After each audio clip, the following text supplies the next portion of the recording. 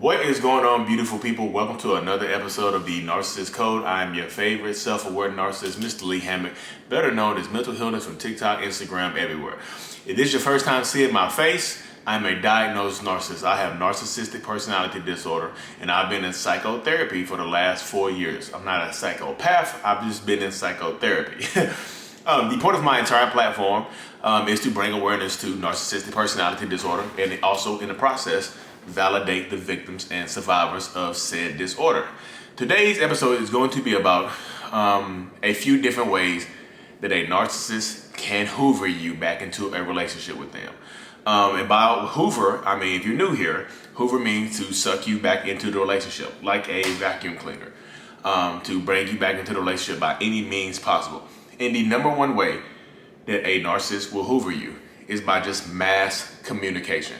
Just by literally blowing your phone up, blowing your email up, just showing up at your job, showing up at your house, different aspects, just like literally creating fake phone numbers, creating fake email addresses, fake social media profiles, fake dating profiles, any type, reaching out to your friends, just mass communication blowing you up. Because in the narcissist's mind, like when the narcissist, when we know we messed up, the best thing that we can do is to show you that we love you and care about you is by reaching out to you. It's by blowing you up and letting you know, I love and care about you so much. I'm sorry for whatever I did, and I'm sorry for hurting you, but I never meant to hurt you. Blah blah blah. This blah blah blah. That you know the drill. That's the number one way right there that a narcissist will hoover you back in. It's by blowing you up, because in our brains, like, we think if we just blow you up and you give in, we got you. You know what I mean? Second, third, fourth, 10th chance. 15th chance. Like, no matter what, we feel like if you are picking that phone up, if you're responding to us, you want us back. We can get you back. And that's how it works. That's why no contact is important. Because if you don't go no contact in the narcissist brain, we literally think we can get you back. We just do. Just like, okay, she answered, so I can get her. Okay, he answered, so he answered, so I can get him. Literally, that's it right there. It's as simple as that. Because you pick the phone up, because you respond to any kind of communication, even if it's just to tell us to stop, that's a win for us in the narcissist brain. Like, yes, at least she responded. She didn't have to respond. So her responding means I'm still in there. It means I can make up for it by just pretty much like blitzkrieg, just like overwhelming contact. Like, we want to get you to the point where you think it's easier to respond to us than to ignore us.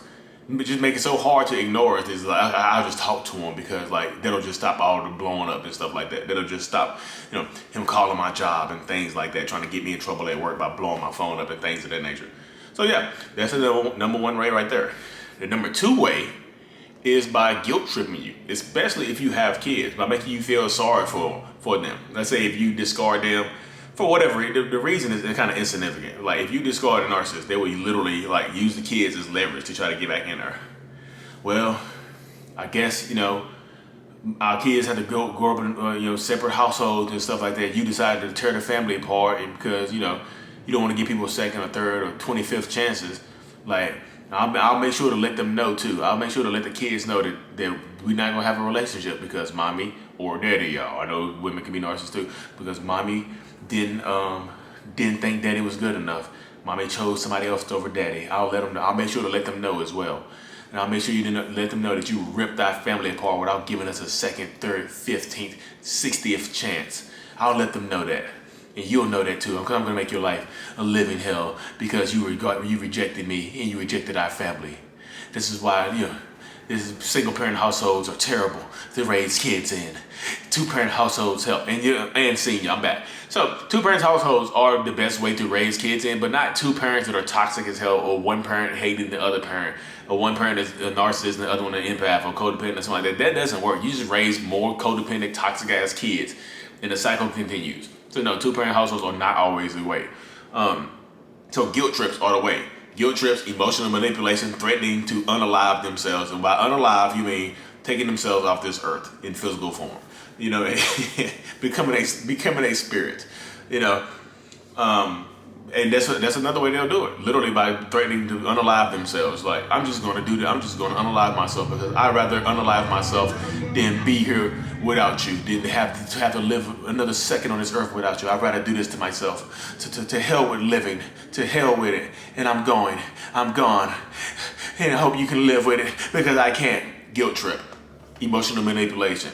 In that situation right there, I know people are going to ask, how do you deal with that if they're trying to unalive themselves? Call the police. Just tell them they're going to call the police or the hotline, the unaliving hotline, and let them know. Just say, hey, look, my husband or wife is threatening to unalive themselves, and here's the address. Come get them. And just do that, and I guarantee they won't do it again. You mean? Just do it like that. And I know people were asking me in my comment section, like, Lee, how would you Hoover? The Hoover that I love the most, and I love it because I'm a narcissist, and don't judge me, it's called the reverse Hoover. It's a term that I coined it myself. You won't hear it anywhere else but from me. If somebody else says the reverse Hoover, they got it from me. So the reverse Hoover is when a narcissist, like myself, I'll go quiet on you. I will leave you alone. I will let you Hoover yourself. I would rather go quiet and let you Hoover yourself than apologize or say anything to you. Because in the age of narcissism, people expect narcissists to be the one to reach out, blow your phone up, guilt trip you. The first two Hoovers I talked about, people expect narcissists to do that right there. That's what people expect from narcissists. They expect narcissists to reach out, blow them up, and want to Hoover them back in. I'm the opposite. I'm just going to step back and step back and let you Hoover yourself. Reverse Hoover. I'm going to go quiet on you. I'm going to leave you alone. I'm going to let you think that I've moved on really, really quick. I'm not going to talk to you. I'm going to be silent on social media. You won't hear nothing. You won't hear a peep from me. You'll reach out to me because you'll get curious. Like maybe he wasn't as bad as I thought he was. Maybe he's not a narcissist. Don't narcissists Hoover? He didn't Hoover me.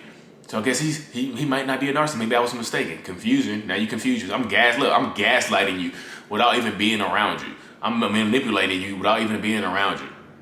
And then guess what? You reach out to me. Hey, big head. Hey, big dreads. You got me big dreads. I was like, hey, what's up? And you was like, just reaching out to you, see how things are going. And now I got you. You Hoovered yourself. Now I'm going to try to set up a meeting for us to sit up and talk because face-to-face is how I need to get you. I can't handle it. We can't talk about this over the phone. I don't want to talk about this over the phone or FaceTime. Let's sit down face-to-face. How about at your favorite restaurant? How about at your favorite park? How about at your favorite location? How about on a vacation? How about a vacation? Let's go away together. Let's see how this thing can work. We get away from this setting right here. And you just successfully Hoovered yourself without me having to say a word to you. Now, and I haven't changed. Did I apologize? Did I change or anything like that in that conversation? Do you detect that I've changed or made any kind of changes or switched up in any kind of way in that situation? Nope, because I didn't. And then people were just like, "Oh my goodness, that's manipulative as crap." Yeah, I'm manipulative. I'm a narcissist. I'm going to manipulate. And that's how I do it. That's my form of Hoover right there.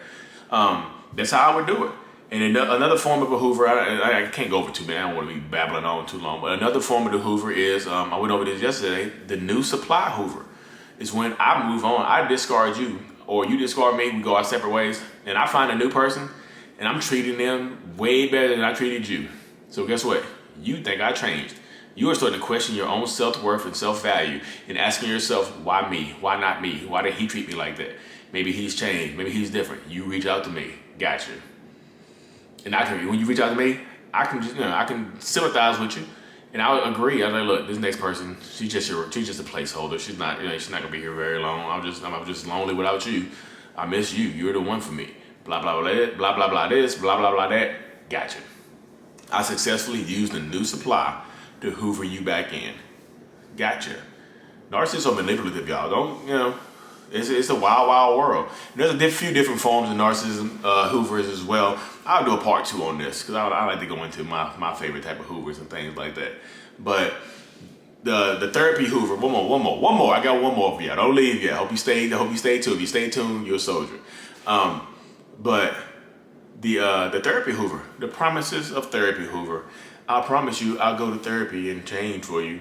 I promise you, I'll go to therapy. And look, will they go to therapy? Don't take them back unless they go to therapy. No, I don't think you should take them back anyway unless they make consistent change behavior. Don't take them back until they go to therapy and are making positive changes that you can, positive measurable changes that you can tell, you can see an absolute difference in that person and how they're acting and things like that. Leave them alone. don't promise you'll go back to them if they go to therapy. Just say, no, look, you need to go to therapy for yourself, not for me. If it's going to work out between us, it's going to work out between us that way. You can't manipulate me. You can't lie to me. You can't do this to me. Just go to therapy for yourself and we'll see. If you don't promise them that you'll get back to them without them going to therapy, and they don't go to therapy, then that therapy was performative. They were trying to hoover you back in by going to therapy. You know what I mean? Using therapy as a hoover. And it didn't work because you told them no. Put boundaries in place. But what if I tell them no and they're really going to change? Then they wasn't really going to change if you tell them no. If you tell them no and they refuse to go to therapy after that, well, forget therapy then. I'm not going. Then they were never going to go to therapy to get help. They were just going to go to therapy to get you back. Point blank, period. The therapy hoover. I just invented that one too. So let's get it, man. We're changing the world with narcissism right now. We doing this thing. Anyways, y'all, if you haven't already, like and subscribe to the channel. I truly appreciate everybody. If you listen to this on Apple Music or Spotify, go ahead and hit that 5 stars for me. Give me some love on there. Y'all know y'all appreciate me. I appreciate y'all because guess what? As much as y'all learn from me, I learn even more from y'all. I'm truly thankful for all of y'all. 5 stars, please. Peace out. Mr. Hoovers is out. Babbling. Bye.